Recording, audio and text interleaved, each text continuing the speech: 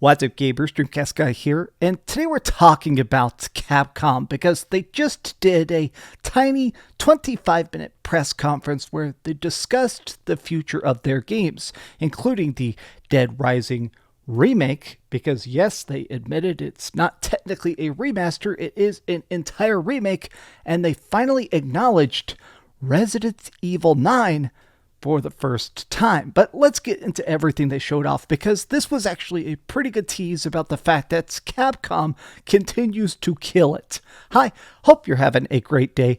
If you could, please give this video a like and subscribe if you haven't already. So I'm sorry I'm so freaking excited. I'm kind of losing it. I am a mega fan of Resident Evil and Dead Rising. They're both series that I've played for thousands and thousands of hours. In fact, Dead Rising is the first Xbox 360 game I ever bought. I did every single achievement in it, and I just loved it. So Capcom Next, this was a pretty tiny showcase. They started off showing off Path of the Goddess. This is a game that's technically coming out here in about 2 weeks. It's like a tower defense samurai Japanese mythology game. They announced a free demo for it.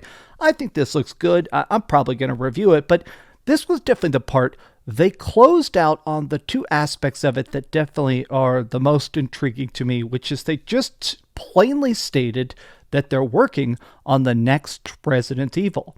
It was difficult to figure out what to do after RE7, but I found it. And to be honest, it feels substantial.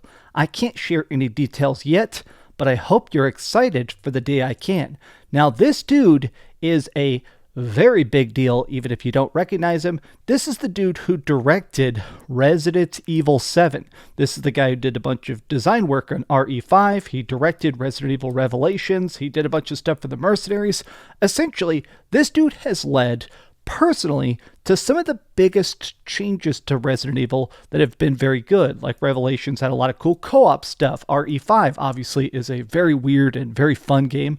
And of course, Resident Evil 7. Now, RE7 and RE8 were very big sellers for Capcom. In fact, they recently announced that Resident Evil Village has already sold 10 million copies, which is completely jaw-droppingly astronomical. So it sounds like he talked a lot about the struggle they had making Resident Evil 7 and choosing to make it a first-person shooter, and about how that made the fear so much more impactful. Like, being afraid of the monsters that are literally in your face is different than having them attack a character that's on the screen. So it sounds like they want to try and reinvent Resident Evil again. They want to try and do that next big leap. Now, this to me, honestly, I am 100% on board. I cannot wait to see whatever this is. The fact that they're talking about it, there have been some rumors and some leaks that the next Resident Evil is going to be at least semi-open world. That the idea is that maybe there's an entire town, like Raccoon City when it got completely engulfed by the T-virus. Like, not that specifically, but the idea is that Resident Evil 9 will be a set location, but with different side quests and events and a hub where you go out and explore and do stuff and solve puzzles and fight a lot of monsters, but with like a central actual cost to the things you do. Now, if that ends up being legit, this is going to be a permanent, crazy departure to Resident Evil that personally I am losing my mind about. But let me talk about the other thing that definitely I'm so excited about. So, Dead Rising Deluxe Remaster. They said a bunch of stuff. They revealed a bunch of gameplay. They showed a bunch of screenshots. And one of the things they acknowledged was something that people were kind of guessing, which is that this game is being completely remade inside of the RE engine. Now, obviously, Capcom made the RE engine to have way better lighting and graphics and shading, and to make character models look a lot better. They acknowledged that there were a lot of technical shortcomings when they first made Dead Rising. A lot of times because they were trying to make hundreds, if not thousands, of different zombies on screen at once. The Xbox 360 was pretty beefy for its time period, but they admitted that the individual detail of zombies was pretty bad. A lot of characters weren't as spruced up and nice looking as they probably imagined during development, so they said that now they can finally make the game that they actually intended. This is the real Resident Evil sort of thing. You know, this is the Dead Rising they set out to make back in 2006.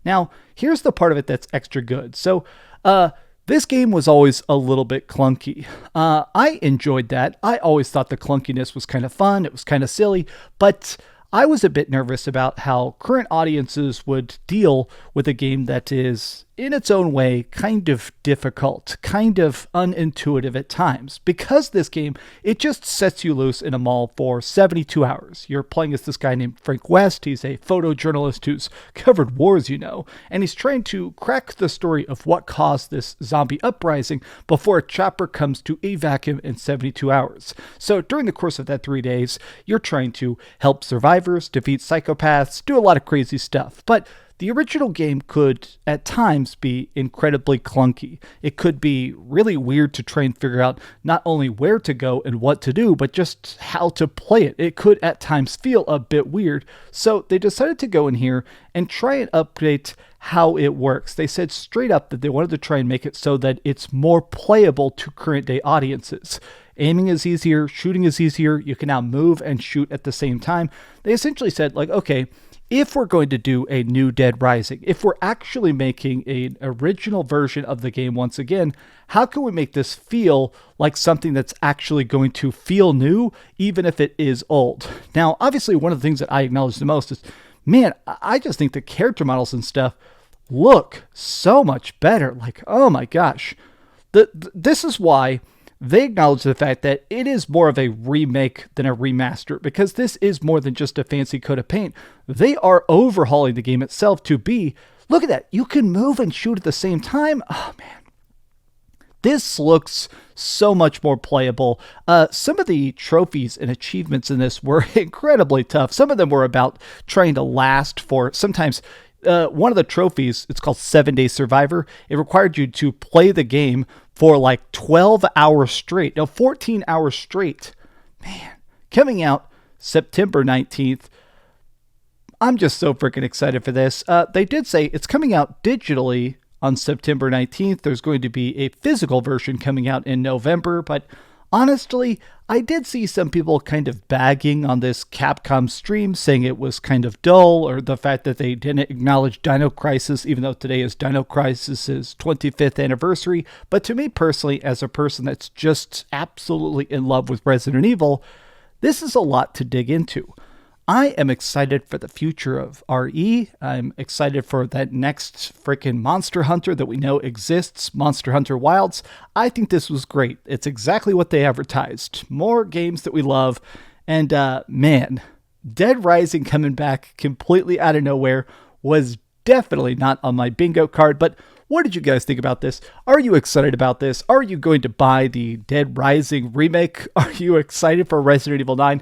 Tell me what you think in the comments down below. And please give this video a like and subscribe if you haven't already. And please keep dreaming.